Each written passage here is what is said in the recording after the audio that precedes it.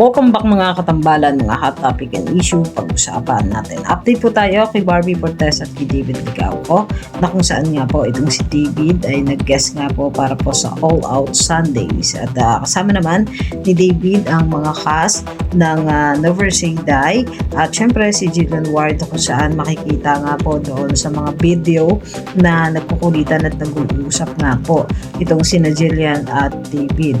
May ilan ding mga photo na kung saan ay kuha naman din sa backstage na kasama ni David yung mga cast ng Never Say Die. At ito nga po ay pinapalabas na sa GMA Prime gabi-gabi na talaga namang maiinit ang mga eksena na mala action drama series ang datingan ng Never Say Die. Samantalang isa pa nga po sa naging post itong si David ay nagkaroon nga ng Thanksgiving Mass ang Never Say Die na kung saan ay kasama muli nitong si David, si Jillian Ward na nagkaroon nga po ng Thanksgiving. Makikita naman yung ilang mga photo na kung saan ay magkasama nga po silang dalawa. Samantalang si Barbie Fortes nga po ay dumalo naman doon sa naging concert ni Casey at ni TJ. Makikita naman yung photo na talaga namang nag-enjoy ang isang Barbie Fortes doon sa naganap na concert ni na Casey at TJ.